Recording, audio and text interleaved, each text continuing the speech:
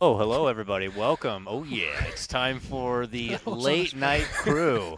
Oh, good. I welcome the organic surprises like that. We'll need it here. We've been needing it because we got more MDL action coming your way, folks. We had a little bit of an intermission, but it's time to continue our playoff journey. We got Gods, we got Jack.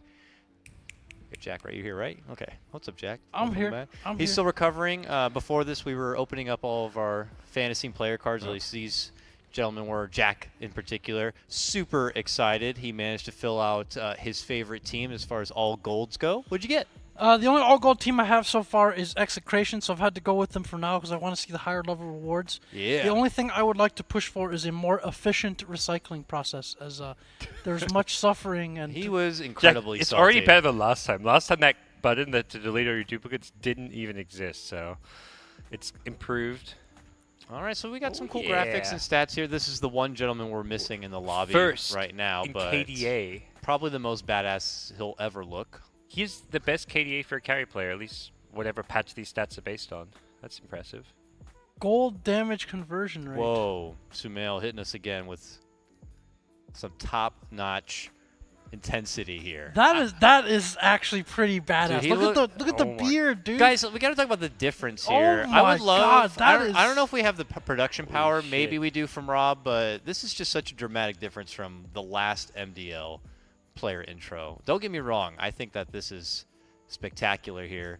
It's got that fun little bit of like Summit flair to it almost. You know, give him some props. Let him have a good time. Let him look like hard asses. I But can't believe how badass Sumail looked. Holy yeah, shit. he's last time Wow. though, they gave him volleyballs. They gave him yeah. hourglasses. I was there. They gave him all these props last time. ukuleles. They had them choose between props, like whether it was a super soaker, whether it was throwing something at the camera, the ukulele. So they had these like kind of cool hats. But this is not only is this just super. I don't know. It's like 300 looking. Yeah. But they have like look at their jerseys. They have like the black jerseys. It's If like they the, didn't it's like have- the We Mean Business black jerseys. I mean this is great. If they didn't have cool jerseys, they'd look like dorks. I mean, let's be honest here. But they made it work, and I got to say, a lot of EG are some good-looking guys, and they can kind of pull out the Spartan look. Like this gentleman here, for example, Crit God. I don't know if that's really a pose. The two What is he hands holding? A dagger? grabbing your dagger. Like, you No, don't want to touch those that look sharp like end. A It's like, dagger? Those look like nunchucks from here. Okay. Well, then you look at us, and we're definitely Looks not like it could be like a badass. Harry Yeah. Potter wand even, so I'm like, Yeah, we seem don't so know. got bland the and look. drab by comparison. Just kidding. Me and Dakota have dark shirts. Only you. Yeah. God. I got yelled at last time I wore a white shirt on camera by PGL. They were just like, bro, my camera correction. I'm like, my bad, guys. I'm sorry. Never again. That's probably why Vlad came in with a baseball bat. Like, Oh, no really? joke. Our producer had this massive baseball bat that he'd just walk into the studio with. Here it is. This was last MDL. Look how joyous this one is. Wow, This we was- actually have the rewind from Yuku of the last MDL. This is great. The Chinese YouTube. There's the ukulele. There's the famed. Look how far he's come. From That's once true. a ukulele soldier to now a Spartan soldier. These are some great The production. thing I like quality. most from that MDL is when EG won. So we were trying to figure out who was going to do the post game interview time. on stage, and then when that was happening, Phil just suddenly got this like twinkle in his eye. He's like, you know what, Sumail. So we got Sumail out there, and then we were just thinking, oh boy, are we gonna be able to leave China safely this time? What's he gonna say? Is EG gonna be buried here? And then Sumail wisened up. They asked him like, well, how did he feel about winning that tournament? How did he feel about Chinese Dota? And he said mostly positive things and kind of escaped intact. Miracle's been doing that too. When he won Starlighter, China #1 both times. He learned from So- Sumail's mistakes. Yeah, I He's think he lucky did. that Sumail went to China before him, because when Miracle went, he's like, okay, I can't say anything to upset these Chinese fans. And they'd ask him like interview. It's like, oh, so what do you think of the strength of the game? China #1. Yeah. He's answered every question. China #1. Yep, they've learned. They've learned. Oh, Here let's we see how got Clutch none other Gamers than do. Clutch Gamers. Okay, that is easily. Now, let's remember, Clutch Gamers took down EG yesterday. First Almost on caused the us to go last through a hits before the tiebreaker. 10-minute mark. that is like a family vendetta type of look right there. Like, look at that look on his face. This is okay. Yeah. You want to fucking go?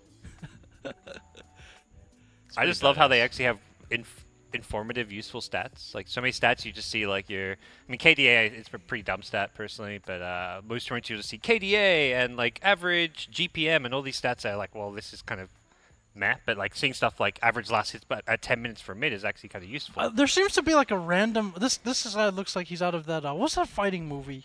What's that fight? Oh, actually, that's not very specific, is it? You're not talking about those two.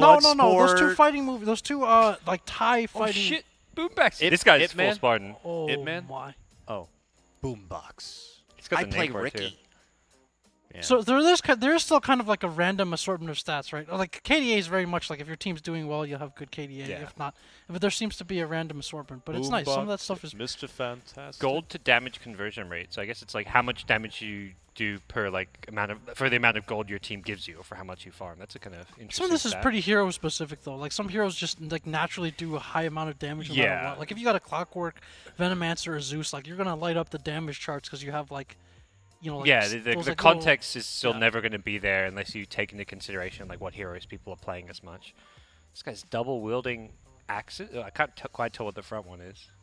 So there's a little discrepancy between the so the singly killed rate is like is more like gank rate if you translate the Chinese. Like how many times this person got caught.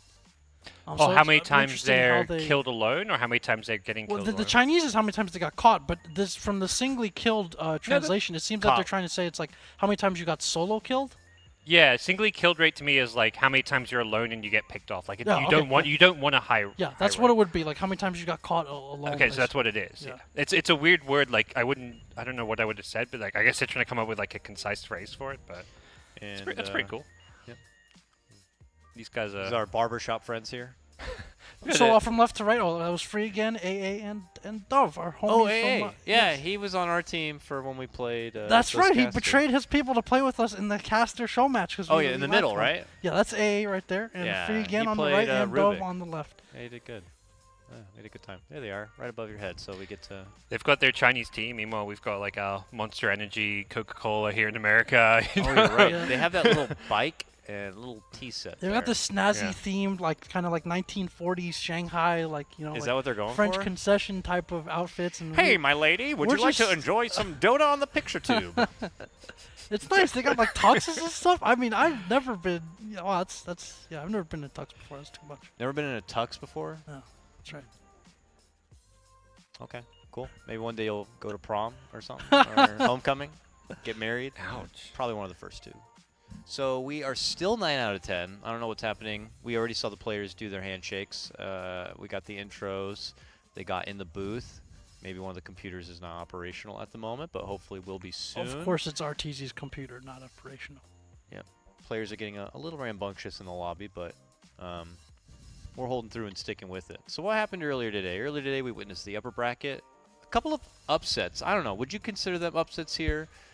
Because we had in our opening matchup OG go down. They come out and they say, well, Yeah. you know, screw tiebreakers and all this. We're going to pick LGD. Then they It get was- crushed. Yeah, it was kind of one of those like surprise factors where it's like they picked the team who beat them, and who I think is maybe the toughest matchup for them, perhaps to challenge themselves. But now they Why find do I feel themselves like in the that low keeps bracket. happening with OG? Because didn't they pick TNC? Was it during TI or was it Manila that they picked MVP? The last time that they got a chance to pick, I don't remember what turn it was. They also lost the team that they chose, Okay. unless I'm remembering this wrong. So I don't know. Like, almost a Can't remember. recurring theme there, but Newbie told me that they thought they'd pick LFY. They ended up picking LGD. Yeah. And My theory was they didn't want to verse Newbie, so they picked LGD so that LFY would knock Newbie out, and then they would get LFY in the next round. So they were playing the long game, but then they couldn't actually get past LGD to do that. But Yeah. I'm sure even Newbie was kind of happy that OG had picked LGD, and they're like, great, we got the matchup against LFY, and then they get knocked down as well. The bog. so what? LFY versus we've got two LGDs in the top 3 of the tournament, I guess. yeah, so somebody in the Chinese forums was saying that like LGD teams, I think, won every match. Was it the first day, and then they lost every match? Well, except for they lost every match the second day, so it's kind of like a night and day type of thing, like the one-day dynasty. So that means that they're gonna win every game like today, which they did. That means they're gonna get Ah. crushed tomorrow, and then they're gonna end up getting Yeah. the championship. So that's Well, the one of them has to win next time they verse each other tomorrow because they're versing each other. That's how they break the curse. yeah. I've got another meme concerning maybe it Oh, has to do goodness. with teddy bears, but I'm not gonna explain that now because we don't have the LGD series. So we're gonna have to come back to that. I just We may never cliffhanger. have an LGD series, Jack. That's true, because the morning crew are going to probably be hopping onto that winter bracket final, right? I'm not sure what the order of matches is tomorrow. Maybe have a look. We That's might be true. on the winter bracket final. And then we saw LFY take out Newbie Newbie. 2-0. So again, LFY has kind of had their like unique take on picks compared to the other Chinese teams. Like they don't have like the biggest hero pool, but they have a lot of their own ideas on stuff. Whether it's Skeller Titan, whether it's the Bloodseeker, which I think only like VG really runs for the other teams. The synergy that they have, like the Bog, which LFY we were saying known for the Bog. They have like their own take on things, and I'm about to talk to Misery about this actually, because he's been around a little bit after the summer. He was saying, yeah, like really enjoy watching them. They really seem to innovate. DDC getting a chance to be a captain for that team for the first time, so it's worked out well for them so far. Yeah, and, DDC was tearing it up on that Oracle early today. I'm a huge Oracle fan, so it's always nice to see that hero get some time to shine, and he was extremely defensive on it and really ruined a lot of the approach of Newbie in that game. So I'm curious to see if any of these teams who had been on the bleachers watching all of the action are going to be taking any sort of notes from those games previous or not. But it does look like, gentlemen, we have all 10 players in the lobby. The game is now loading up, and we're finally going to have a draft. Hell yeah. That's hype. Signature picks, things to look out for. We have the sudden meta rise of your CKs. We got Bristleback still floating in action a bit. And, you know, you still got your Sand Kings. You still got your high priority supports out there. Sand Kings, Nixes, Clockworks. Not much has changed there so much. Not sure if we're actually loaded in But yet. it's EG. So I don't know what EG is going to be showing up today. They're in lower brackets, so you'd think, oh, they're probably going to still want to, like, pull out something traditional, but we saw yesterday in their matchup against Clutch, a one that they needed to get the win to at least have a chance to stay in the upper bracket. They decided Sumail AA is going to be something we're going to go with. So I'm curious if we're going to be seeing some fun Sumail picks, or if we're going to be seeing some. You may have to. Yeah. Okay. So I guess our game disconnected. Yay. I'm back in the lobby, and we're going to try it again. Hopefully good. So mid Pugna this game, is that what we're thinking? I mean, they've played Pugna twice now in this event and are 50-50. When it was on Sumail's hands, it was unfortunately didn't work out so well. He got ganked a lot, but in the hands of Zai in the support position, it worked out a lot better for him. So. What I thought was interesting about that is, so we've seen like EG when they've had success in the recent tournaments, like they pick Puck very early on, and then it becomes like a flex pick between a 3 or 1 position or 2, right? Yeah. So Sumail Universe. So what they've been doing is they also ran Venomancer. They've also obviously run as a core with Artur or with Zai, and then you saw with the Pugna as well, like a mid or a support. And so I almost feel like as part of like maybe their experimentation or trying things out for this tournament, they're trying to see like how many of these flex picks can we really get working for us comfortably, because that gives them more options at the start of the draft, which they may need against some of the some of the better teams down the road. So I think I don't know if they'll keep going with that in this series. They are in the lower bracket, and yeah. You think that's why they try the Puck as a support, even see how flexible they can be with some of these heroes. Yeah, because that's right. truly scary, right? If you're picking a Puck and it can play 3 different positions, I mean, the things you have to account for just go up quite a bit. So it changes the game so much when you don't know your opponent's lanes, because it's very easy to know whether you can get away with like a certain like greedy carry pick if you know the lane matchup is going to work for it. But if you suddenly have a different matchup than what you're expecting, you can just lose the game from the lanes. So we'll see what comes out here. Clutch banning, interesting they banned the Drow and the Puck. Normally you see most teams we're seeing just ban one or the other, because by banning the Drow, the Puck offlane isn't as potent. You mostly have to run the Puck in the mid, or you ban the Puck and the Drow is not as scary. They leave the Wisp out there, though. EG are not going to hesitate on grabbing it. So, Crit Wisp. He was once known as the greatest Wisp in NA. I would have expected Wisp and Drow to be banned. I mean, the Drow is just such an enabler for whatever else they want to run. And the Wisp is kind of just, I don't know, it's like I think this has just got to be one of EG's scariest heroes no matter what. It, again, just gets so much done. It can come and win any of your lanes for you. The mobility that they like to play naturally around. Not that Puck doesn't provide any of that, but I feel like the Wisp is just more of a natural enabler than the Puck. So Wisp is going to be out there, and then that opens up a lot of options for them. Sand King here for Clutch to get their first pick grab. Some teams have been doing that Witch Doctor in the first phase. I was curious to see if Clutch were going to go for it, considering the Wisp was already out there, but Sand King is just so good. Got to get it. And then the immediate follow-up is going to be our faceless friend, Mr. Faceless Void. When you talk about CK becoming a meta pick as like, I think he's more like as that third, fourth pick. I think the new emergence in the first stage for meta picks is Void and perhaps Phoenix. I mean, Sanking Eye, these have always been there, but I think Void has become much more of a top pick lately. Same for the Phoenix. Not seeing a Phoenix here. I don't think we will from EG, but that's more like what we've seen of OG and some of the other teams. It was kind of like that last year's TI too. Like I remember Wings, for instance, would take a lot of Mirana or Timbersaw or Void very early in the draft. Like they didn't mind picking one or two of their cores because they were still flexible with the laning. That's like kind of been since Void's major changes like a couple patches ago. That's kind of been one of their advantages of the hero. And the hero also is like very difficult to deal with like whether you have a meta pick like Bristleback or something like that that the Void does well against. But if you can't burst him down or control him, then it's very hard to kill him, no matter what position he's in. So I think that's been a real advantage as well. Here's that Venom you mentioned, the flexibility there with this pick to run it as a support for crit or in the hands of Arteezy. I don't think we've seen any Sumail Venom, but I've definitely seen mid Venom from some other teams. Still pretty prevalent in pubs as well. Any pubs are rampant with Venom pickers these days. Maybe was running that mid Venom a couple months ago, and he used it with some success as well. That build is very different. It's like a max Gale and Poison. It's like a 4-3-0 build, and then if he gets rotation, depending on who the mid laner is, if it's a bit more static one, and they get rotations, like the kill potential is absolutely absurd against even like a Lina. I think back then was like Lina is a hot pick now, but like even more so back then with the talents. And it was just like if you hit Lina with the Gale and there's a +1, like the Lina just goes down. Still, like you guys are talking about, a lot of flexibility available with this first phase set of picks, so we're not getting a whole lot of information out there. So I'm curious to see when we get into the second phase of bans if things are going to become a bit more revealing here. That CK is still an option out there, and we already know that. Wisp CK is a classic pairing, so I'm curious if it will get the ban. Sumail Storm Spirit obviously going to get the nod. It's always been a popular pickup, and when you have Wisp already on their team, just kind of enables him to do what he pleases. Yep, focusing bans all on the cores, as you can kind of see with the Eye of Venom, likely supports, at least one of the two supports picked up, maybe even both. So likely we'll see bans onto mids, offlaners at this stage. We can do an AA for clutch gamers. Do you know if they played at all? AA Faceless Void, plus you're going against the Wisp. Might be... Yeah, it's definitely a nice option. I think AA's received enough buffs. We're seeing a few teams bust it out. For a little while, teams were first picking it. I think that kind of phase is over, but the hero is definitely quite powerful.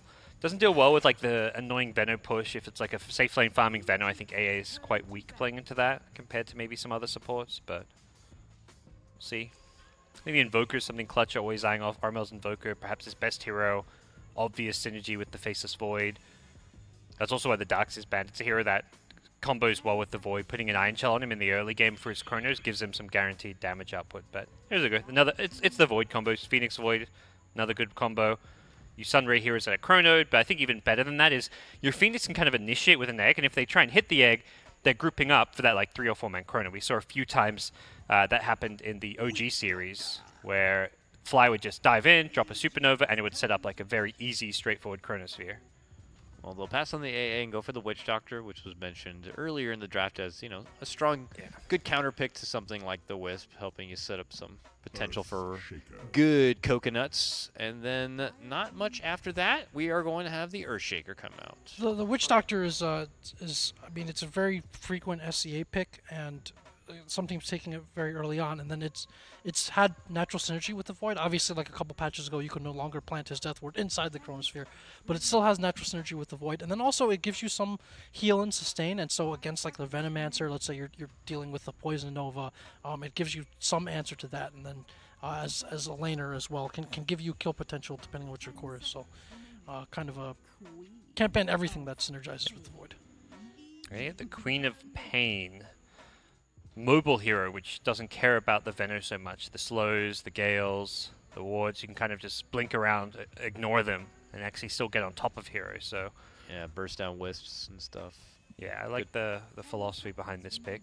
Participate outside of a Chronosphere. Just, you know, feels like a strong, well-rounded mid lane core option here for Clutch. And for EG, there's still that point where you really don't know what's happening with this draft. The Shaker, you assume it's the offlane, but it could be a support with the IO. The Veno, same thing. likely Arteezy's hero, but can also be played as a support. It's not until you see this 4th pick where you're suddenly like, aha, this is probably what they're doing. And Spirit Breaker means that's going to be a support Spirit Breaker, Venom carry, Shaker offlane. Now you kind of know what's actually going on with EG's draft. The Shaker has been also like a very highly regarded offlane pick for some teams. I think LGD will, like Old 11, they'll take it almost every time for him when it's available. You have the long range cancel on the Witch Doctor Death Ward, and then also he's like very disruptive into Chronosphere. So if you're expecting to set things up with the Chrono, you have the Earthshaker Fissure, or just being able to disrupt the damage or maybe create terrain, something that just gets in the way of the follow up. So, and then obviously like the fact that you really can't stop him from getting his experience and levels for the most part unless you make a very heavy commit, say past the tower to try to zone him from the poles and the fissure blocks. Then you can't really stop him from getting something that he needs out of the lane. See what Sumail's hero is going to be. A lot of bans targeted at him. Silencer. Ooh. Hero that can match up very well in the 1v1 against the Queen of Pain. And I was thinking, like, Spirit Breaker isn't the best for actually ganking and being able to rotate on Quap because you can blink away, but potentially with a silence to set it up. Whoa. That's an Things get really Underlord. funky. That's another SEA pick. This was mostly Fnatic who would run a lot of this. Ahaya was playing this in the offlane a ton, so I think this is something which is developed in the SEA meta, and Clutch Gamers have taken it to MDL now, and we'll see how it fares. A kind of annoying matchup against the lane matchup's quite tough, but later on at least you get the mech, you get the pipe for your team, you can block a lot of that Venom magic damage output. It's going to be interesting how they're going to be dealing like with that Underlord lane, because you imagine, is the Wisp going to be floating around with Sumail in the mid lane? Because I imagine the Sand King is probably going to be there as well, so does Spirit Breaker work out okay as someone to zone back this Underlord, or are they going to want him roaming around the map? I'm a little nervous for EG in their safe lane and such. Spirit Breaker is one of those heroes, I think he's thought of as that roaming aggressive 4, but if you like the Treant Protector, a lot of teams will play him on their 5-position player. It will be Zion the 4, but you can send him to the safe lane. Treant's actually a fantastic safe lane zoning support because his base damage is insane. He goes invis. Spirit Breaker, same thing. You just get more Venom, you start whacking at the offlaner, you hope for a bash, and you're actually a pretty good hero to secure your safe lane despite being thought of as a roaming hero. Fair enough. Looks like we got a game, gentlemen. Let's get into it. We are now going to be starting our adventure through the lower bracket of this playoff for MDL. We have EG versus Clutch Gamers here. Remember, loser of this series, well, their Mars TV journey will conclude. His boom backs up to on the Sand King. Uh-oh. He's been spotted, going a bit deep here. He does block the camp that Universe wants to pull in the off lane. Yep. We'll eat some shots on the way out and have to use that Burrow Strike to make it over the fissure, but he's going to be safe. Yep. Looks like there's pings on that camp as if, hey, this is likely blocked. They still the Observer Ward on him, but do they know there was also a sentry? I mean, they don't, but they may guess. They're pinging this camp quite a lot, and we'll see what kind of comes of that. They may end up scouting it to see if it spawns and then try to quickly take it out in that 30-second window. Meanwhile, back and below the lane, I was going to be curious here. We have Rappy going to be playing that Underlord in a matchup against what looks like Arteezy's Venomancer. And indeed, Zai is going to be hanging around. Indeed, he does have the Orb of Venom, and is going to be one to probably be zoning back that big, ugly-looking pig thing. Yeah. Once Venom gets like a edge in the lane, he kind of can be left alone, but ideally you want to support him in those first couple of levels.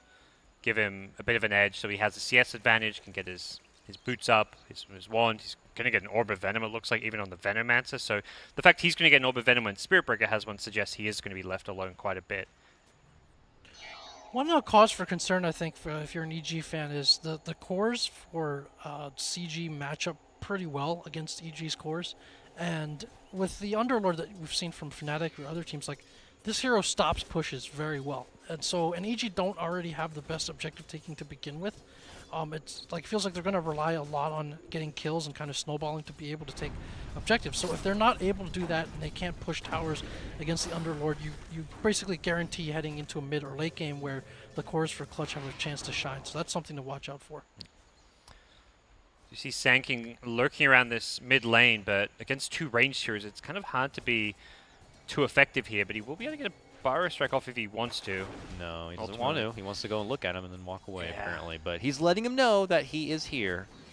And you probably won't want to get too proactive if you're EG at that point. We also saw them zone back Rappy quite a bit. He had to force out the early TP. He's still just level 1 and half of level 1.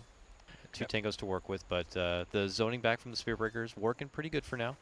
Kind of what I like to see happen from these Spirit Breakers early on when you've got that IO.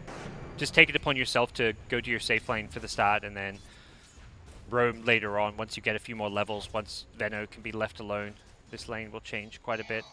Yep, and Uber Lord does take to the jungle, so once Zai kind of recognizes he's not going to be back in the lane, he can either A, pull the wave a bit like he is now and get some solo XP, or could decide to start charging about the map and looking for some potential setups. It's very slow jungle. Level 1 Underlord doesn't really do this particularly efficiently. He's had to use 3 Firestorms. Oh god, the bird! Yikes. Oh yeah, he got to respawn too. That was value. And got a bounty rune on his way home. Gets his level 2. Works out for him okay there, although it was very close. Yeah, but, you know, we have Universe who's able to kind of hang in the lane. He gets his own bounty rune, it looks like. He now notices the camp is blocked. They actually missed the sentry, so he doesn't have access to that camp. So it could be going even better for Universe, but at the moment he has been nerfed down just a bit. But look at this. Now we have a rotation coming out. Fly solo on the Witch Doctor. Now kind of taken to the mid lane here. Knows he has the power of the coconut, and if he gets a good setup on the crit Sumail, this could lead to a good first blood. So he begins to creep in. Coconut! Throws it out, and it does find a second connection onto crit. No follow-up, but they strike onto Sumail. Crit with the overload. He's trying to help out with the damage reduction, and it is going to be good enough. They turn their attention onto Fly Solo. Will be able to get him down, and it looks like they could make it a twofer. Zai gets in on the action, and Boombox could be next, but he's got the speed of the boot, and he's going to be able to make it away. Charge, though, onto Armel. Even gets the follow-up bash. Fly Solo is back now, though, and EG will pump the brakes a bit, but it's going to be EG who get the first blood on that gank attempt. Man, Crit having a salve. He actually doesn't have a bottle on IO, but if he had a bottle, Silencer dies there. But because he has a salve, it's faster regen, it's more regen. He just pops his overcharge and salves up Sumail through the entire thing. Sumail probably tanked about, like, over 1,000 damage there, I want to say, in that gank, but he survives all due that IO heal. Really, really good play from Crit. Overcharge plus salve was definitely and life-saving EG just there. felt so ready for this. You see this ward they have above that cliff, so they were able to see that rotation coming. And then Silencer, not a very mobile mid-hero, so he's a bit susceptible to these rotational ganks, but the Wisp and the Spirit Breaker both make up for that. And there's kind of, again, like a ripple effect as we see a skirmish break. Yeah, top lane, they're putting pressure onto Universe, but Crit has stepped in along with Zai. They're trying to help him out, but there's just too much firepower. Universe going to be going down, but EG attempting to go for a bit of redemption. Boombox narrowly escaping yet again.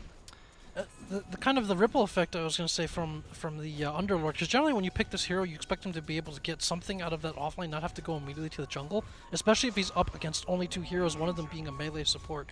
You would expect him to be able to get more out of that, but since he's zoned and he's not able to, that frees up the Spirit Breaker to really just go around and start wreaking havoc. And again, as you said, not have to protect the Venomancer at all after those early levels because of the autonomy that he has. The scary thing with this Venom is he's farming the lane and the jungle at the same time. He just sets up his wards, he farms that big camp, he stacks it, and he's also farming the safe lane. Arteezy is going to be a big issue this game with how much farm and experience he's getting. And he just has those deep roots of Dota playing where he knows to take these kind of heroes and max the efficiency grind. Like Naga in particular stands out to me, and one of those things that when you kind of know what's in the meta, you grind your way through it to know exactly all the min-maxing of farming efficiency with that lane. And it's being demonstrated here quite nicely by Arteezy right now. And also something to watch for, like if it's a core Venomancer on Radiant versus Dire, because Radiant doesn't have the same like tri-camp areas that Dire has, where you can hit both the Ancients and 2 camps. Yeah. But it does have these kind of like lane areas where you can do that. This safe lane being notable. Like you can do that on Dire as well, but just trying to maximize the farm, and like the safe lane is like the best position for him to be able to do that. And without really any threats coming at the moment from CG, he can just do it scot-free. EG's support duo at the moment have been kind of off the radar, but they have spotted Boombox nearby, so they'll pressure him a bit. Zai even committing him with the charge, but as he approaches the high ground and joins arms with Rappy, EG will obviously, you know, pump the brakes there. Level step off. 7 Veno very early on. This is perhaps this bottom tier 1 tower going down quite fast. The nice thing about this Underlord pick is it does clear the creep wave pretty effectively and also draws the aggro off the tower, but it won't deal with the wards. But at least being able to pull the creeps means that tower will stay alive a little bit longer. And I think that was a big reason behind this Underlord pick, is they wanted a hero that could just sit bottom, doesn't want to rotate, just wants to sit in this bottom lane and continue to protect his tower as long as possible. So Arteezy will over time get jump onto Sumail in the mid lane. It's a 3-on-1, so this should be pretty swift from CG. Good setups between the Coconut and Boombox on that Burrow Strike will make it possible. Just a good opening right there. Some ward vision in that mid lane. They probably saw a window of opportunity to kind of make that play. Yep. I feel like they do need to be active, find a way to get this Sanking involved early on as possible. He couldn't do a whole lot in the early levels against 2 Rain Seers, but now with some smoke, some Witch Doctor rotations, he's trying to... I mean, the smoke failed mid, but then he went top, successfully kills Earthshaker, gets a successful kill there, and again, smoked up, looking for another kill. Yeah, they're eyeballing this mid lane, but we just saw Zai and Crit return to the mid lane. They're actually taking their leave and heading up north to that top lane. So as Sumail shows himself back in mid once again, he could get jumped for the 2nd time straight. And actually here, it's going to be happening right now. Fly Solo moving in from behind. There goes the Coconut. There's the Maldic. The Burrow should be coming in right now. And that is going to be the end of Sumail. Meanwhile, top lane though, a dunk comes out and they will get Gabby as their response. Simultaneous gank action from both teams, both successful. Both, yeah, successful smoke ganks, both teams losing a pretty big important core hero. The Silencer perhaps the tougher loss because he's trying to farm a Midas, he's not a good catch-up hero, whereas Void, you can just play around the Chrono if he gets ganked once or twice. Yeah, he's a safe lane farmer, but he's just going for like a more utility build with the Vlads. It does feel like a slight edge for clutch gamers in terms of the trade. Yeah, Silencer did have a pretty good time CSing against the Queen of Pain. I mean, I'm going to chalk that up to Sumail things, and he did get that protection early on, but he's given up a few kills here. Once again, concern, if you don't have a good start, it's harder to take these objectives, and then the cores, like especially the Queen of Pain versus Venomancer, as you mentioned before, even Void against Venomancer, like the damage, it's not easy to bring them down. You're going to need very good play from the Earthshaker and chaining stuns together often to bring down some of these cores. Yep. So securing Universe a good start is important for them as well. You want to get that quick Blink Dagger up. He's just so much more of a threat, especially when you don't have other like super reliable initiation for the most part before Universe starts getting items. You have the Spirit Breaker charge, but you know, as a support, if he's not getting that many kills, he's a little under-leveled, and his initiation is not necessarily the best fit or the most reliable for your team. Eyes on bottom lane. They're looking to make a go onto EG. Nearby is Zai, but this is a 3-man rotation. He is able to get the Gale off onto Boombox, who's now caught between a couple of Venom wards. Zai charging through and past him, going to Rappy. Maybe caught in a bit of trouble as the pit's going to get committed. Now the Sonic Wave, and that's going to be plenty of firepower to get the finish onto Zai. Was that some perfect wall stuff? Why did Sanking not get hit by the charge? What happened there? I don't know. He just like... He like charged through him and it didn't bash him? I was so confused. I saw him get hit by the charge. So. Okay, maybe it was just my computer then. Just a brief slideshow, firewall, perfect world, something. But yeah, overall, EG are still winning these lanes. The Venom's just crushing the safe lane in terms of farming the lane and the jungle. He's got that maximum efficiency. Normally at this point you would have seen Arteezy take the tier 1 tower, but that's the nature of the Underlord pick, preventing that. Definitely fulfilling its purpose there, although at the end of the day, Arteezy's like, well, I'm not hitting my timings as far as taking towers and objectives, but I'm definitely going to hit my item timings. He is incredibly farmed. I believe Veil is completed. Yeah, it's on the courier, so that'll be heading out to him fairly soon. Top lane, Zai has been spotted as he tries to charge his way out from the lane. Gabby moves in with the Chrono, and they will turn it into a pick. Now 5-2, Clutch Gamers continue to string together a lot of these early game pickoffs. Definitely necessary when you're losing the farm and the laning stage to find those kills. It kind of at least somewhat equalizes it. Sumail's actually backed off from the Midas that he had this Midas queued up for quite some time, and since getting the Gloves of Haste and having like, he was like 1,000 gold, he's like, nah, screw it, not going to get this, buys Treads, Wand, Headdress.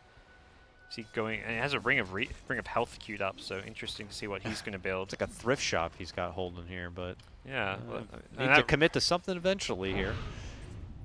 Numbers for EG, it looks like in the mid lane at the moment, but more reinforcements as Fly Solo steps in.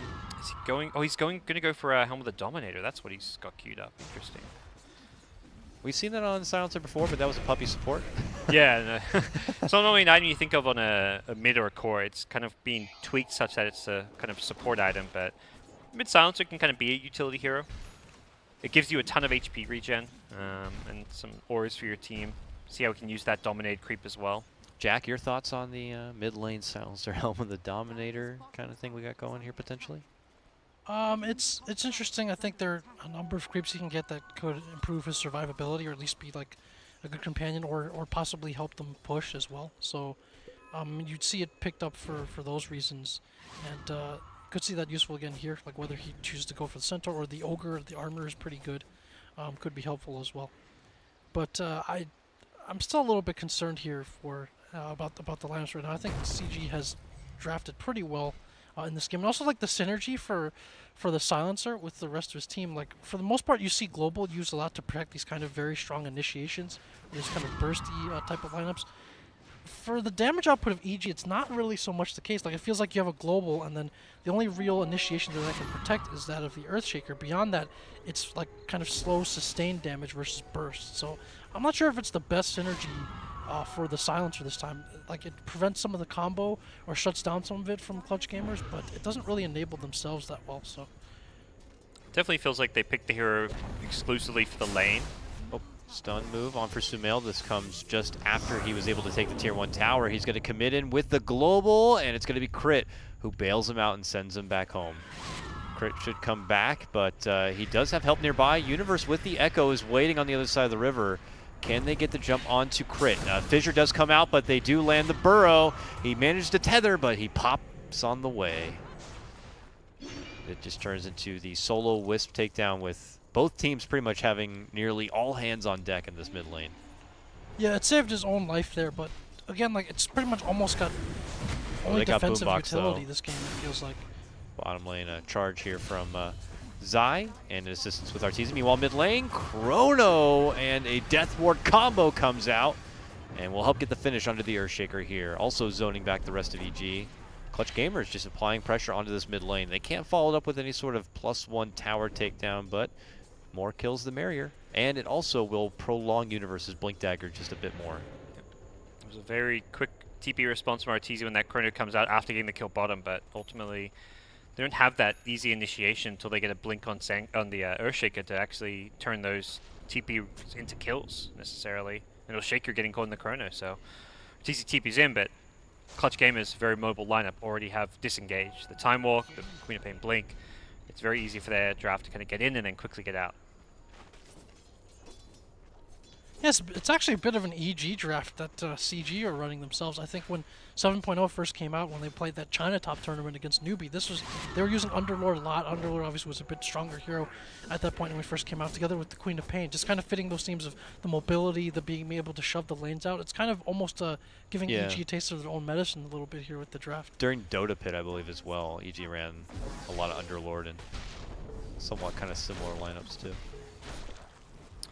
CG are back, though. They want to get this tier 1. It's time to just get some of this money that's on the map and also just progress the objectives of this game. While it's happening, though, Arteezy rotated up to the top, and he'll get a trade of his own tier 1 tower. Rotations are coming as Zai is going to be joining the mid lane. We have more, though, coming in from EG, and it looks like they're going to be swinging. Walk-in dunk right on top of the Sand King. They'll take the quick hero. Fly, though, commits in with the Death Ward. It gets quickly canceled out as the Global comes out. Now Gabby jumping into action. Again, he does have a Chrono, so he has to jump up to the high ground near the Queen of Pain as Clutch Gamers possibly look to bail out. But he's dead. Ziveno ulti with Veil. Just a bit too much of a dot there for Mr. Underlord. Bought his Ring of Health to try and negate it. Maybe could have bought the cloak. Either way, I think he dies there, but great fight. They take top and then very fast to rotate. EG is just, I think, outmaneuvering Clutch Gamers at this point. I'm kind of with like the general sentiments that Jax brings up, that does feel like Clutch have maybe a bit more synergy with their draft and a kind of clear purpose, but I think what we're seeing out of EG is just like really good spell usage, good movement around the map. Veno's just dominating as well in terms of his farm. He's at that point where you can kind of make up for maybe like draft issues by just how farmed a hero can be. Yeah, he's been pretty good at punishing Clutch's like hyper aggression when they dive these towers. They get commit too hard to kills. Will they do it again?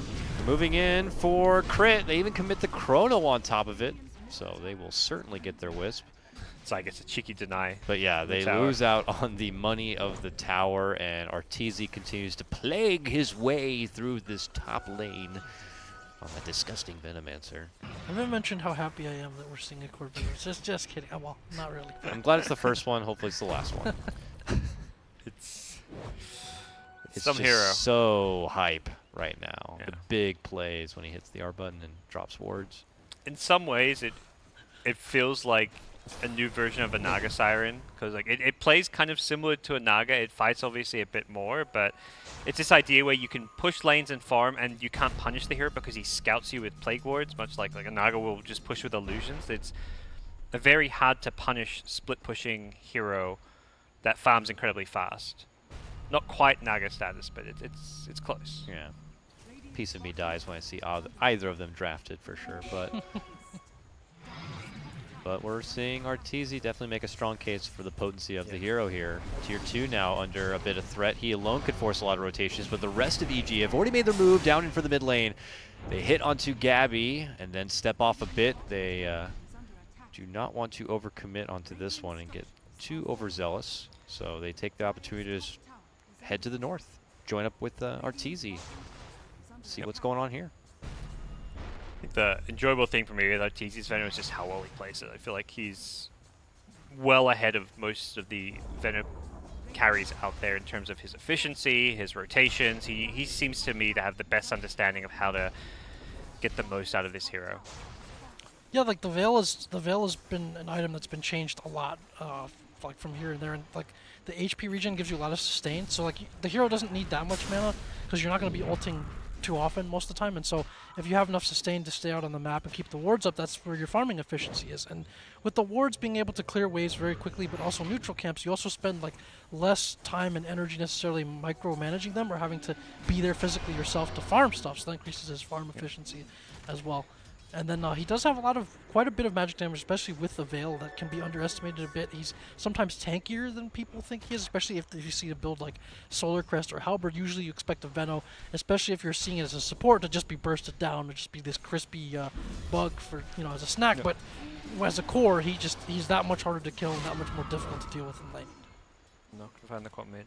I think the other thing, which I know Blitz made some videos recently on it, is the way he pressures lanes by how he farms. He's not just focusing on farming efficiency, but he is, but he's doing it in a way that he's always pressuring the lanes. He doesn't care about showing himself on the map because he forces clutch gamers to react. If they don't rotate top, they do lose their T2 tower, and that was with heroes sitting up there. So he's always farming in the most aggressive places possible. He knows he's the hardest hero to kill on the map, so he's going to take the dangerous farm on the map. I really hope a lot of the lower skill level cores watch those videos for sure. The ones in my pubs, because they like to sit back. They and love the to be safest jungle possible. 3 of them in the jungle. Yeah, none of them in the lane. Those games are really frustrating to play when you're on like the playmaking hero, like a 4th position, like an Earth Spirit or something, or playing an offlaner like a Nyx. Let's do stuff, guys. And you're going around roaming, ganking, and then you just look at your team and they're farming. It's not that there's 2 or 3 farming, and they're farming the most passive places possible. That is like the worst thing you can do as a core, is to farm passively. You always have to farm aggressively to the extent that you can get away with it. Yeah. Maybe right now, someone right has to get to the mid lane. Like right now, somebody has to get to the mid lane for EG. Zai steps in. He's got that lane to work with. Arteezy still playing his way through the top lane. And they also have bottom covered here. For CG, it feels like they've been pumping the brakes a lot and just totally in on their farm game right now. So I don't know what the call to action is going to be for them, but they are waiting to get a couple more items online here. But we're seeing just Arteezy alone force 2 of them to kind of step off a bit. Silence. Follow up. The global comes out from Sumail. The charge is in, and Crit even rotating in with Sumail, bringing in that right-click damage. The Witch Doctor also going to be going down. A good Sonic Wave does fly out. Not enough to get the finish on Zai, and now EG look to clean up the rest of the mess. 3 are going to be going down and make it 4 as Universe helps swat down Armel on his Queen of Pain, making it a 4 for 2 trade. Mid Chrono animation. He was going to stop the charge. Chrono 2. Don't know if he gets the kills, but he's going to at least survive. And Global Silence comes in. It was perfect from Sumail. Not the Sand King, but it was still just not going to be enough for clutch gamers to win the fight, even though they do get some support kills. And this is an item that you usually don't see on the Cord Venom or the Arteezy Venom, at least the Blink Dagger. It's more of this kind of almost like a plague bearer build, right? You jump in and kind of get your ult off, and then you kind of don't care if you die after. So that you would have seen like a different position put like that. But in this case, with the global silence, it allows them to potentially surprise the Void if he's out of position, if he shows, and if he's not actually doing the clean initiating as you were talking about. Gives them a chance to hurt him and stop his team from getting to him as well. So yeah, I like the since you mentioned the global. The other thing I always think of Blink Dagger as like one of the counter items to Void in general, because especially Voids without blinks, you see him coming, he tries to time walk in and chrono you. You can always blink back defensively and dodge that chrono, or he's just not going to throw it. So I've always kind of thought of Blink Dagger as actually an item to outplay a Faceless Void chrono with. Especially on land with 0 delay. They don't really have instant speed initiation other than like maybe the Sand King, and then again if you put those wards up you can potentially see him coming, or you have to be smoked to initiate onto you. So if they do feel pressured to fight into him, which they kind of do again if he's able to take their towers early on, then it's kind of a different story. Both teams 5-man smoked. Yep. EG take to the high road here as Clutch were approaching from just south, but it looks like both teams are not going to be catching each other here. EG could poke themselves inside the pit, but they saw the Venom ward, so they know where EG roughly are. Yeah, they circle out on the map, it looked like there. So CG for now know where it's safe, and we'll just move in for a tier 2 tower. They're out of position to stop this rush from happening, though, which is unfortunate. Yep. And that one looks good for EG. They'll take the loss of the tier 2 for it, no problems at all. Yep. It was really nice. Arteezy, I think, just recognized that Clutch Gamers had 5 heroes missing for too long. Clutch back to the shrine altogether with a portal. EG have kind of already split up, though. Yeah. But all right. may come back in for this fight now they've got an Aegis. They had a chance to initiate, but once they started attacking the Venom wards... Yes, they did. They make their move in. The Witch Doctor is going to be easily handled there. More delicious intel going to be sucked up by Sumail, and he is looking to glaive on down this Uberlord, who's not looking so damn fat. EG here now, parading down this mid lane. They are going to be having to send Zai back, it looks like, to deal with the pressure coming in from the bottom lane, but overall still EG in a more commanding position as they begin their battering ram siege down this mid lane. It's been very crisp execution. This is maybe something that we expected coming into the series in terms of like playing to their strengths for EG. So for Clutch Gamers, like they have to, the global is an issue if they're kind of caught out in the middle. They don't get the initiation.